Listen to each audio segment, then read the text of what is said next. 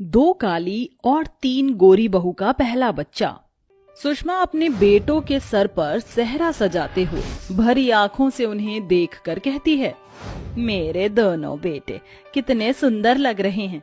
आज मेरा सालों का सपना सच होने जा रहा है। मेरे बेटों का घर बसने जो जा रहा है। अपने बेटों को दूल्हा बना देखकर सुषमा फूली नहीं समा रही थी, मगर यश और सागर इस शादी से जरा भी खुश नहीं थे। तभी अचानक से यश सेहरा उतार कर नम आंखों से कहता है, माँ, मुझे माफ कर दीजिए, मगर मुझसे ये शादी नहीं होगी। मैं मेरी जिंदगी में अर्पिता की जगह और किसी को नहीं दे सकता। हाँ माँ, मैं भी मेघा के अलावा किसी के बारे में नहीं सोच सकता। दिमाग खराब हो गया है तुम दोनों का। बारात दरवाजे पर खड़ी है, मत भूलो आज तुम दोनों भाइयों की शादी है। कहाँ जा रहे हो तुम दोनों? हमें जाने दीजिए माँ। इतने में आलोकनाथ कमरे में आते हैं। अजी सुना आपने, समझाइए इन्हें कुछ, ये ऐसे कैसे जा सकते हैं? आज इनकी शादी है। इन्हें जाने दीजिए। सुषमा जी, एक माँ होकर भी आप इनका दर्द क्यों नहीं देख पा रही? अरे माँ बाप तो अपने बच्चे की खुशी के लिए क्या कुछ नहीं करते। इन्हें जाने दीजिए। जाओ बच्चों।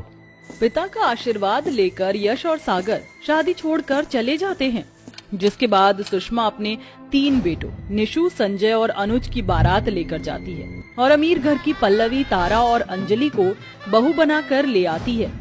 तभी यश और सागर भी अर्पिता और मेघा से शादी करके आते हैं। देखो माँ, हम तुम्हारी बहुएं लेकर आए हैं। बहू? सासू माँ, ये जेठ जी क्या बोल रही हैं? क्या ये जली उपली जैसी शक्ल वाली हमारी जेठानी है?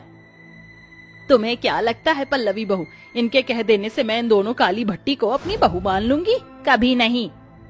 पैर में लगे कीचड़ को माथे पर लगा लेने से वो चंदन का टीका नहीं बन जाता। सुषमा दरवाजे पर खड़ी अपनी बहुओं को काले होने के चलते तानों भरी बातें सुनाकर अपनी तीनों गोरी बहुओं का गृह प्रवेश कराती है। वहीं बेचारी काली बहुएं बिना स्वागत के ससुराल के अंदर आती हैं। अगले दिन अर्पिता और मेघा अपनी पहली रसोई में बहुत सारा खाना बनाती हैं। माँ जी आ गई। आप ये देखिए, मैंने और मेघा ने पहली रसोई में सारा खाना आपकी पसंद का बनाया है। ये आलू सोए की सब्जी, कचौड़ी, मटर पनीर। तुम दोनों काली कलूटी को क्या लगता है ये सब करके तुम मेरे दिल में जगह बना लोगी? कभी नहीं। अपना ये काला कलूटा चेहरा लेकर चली जाओ मेरे सामने से।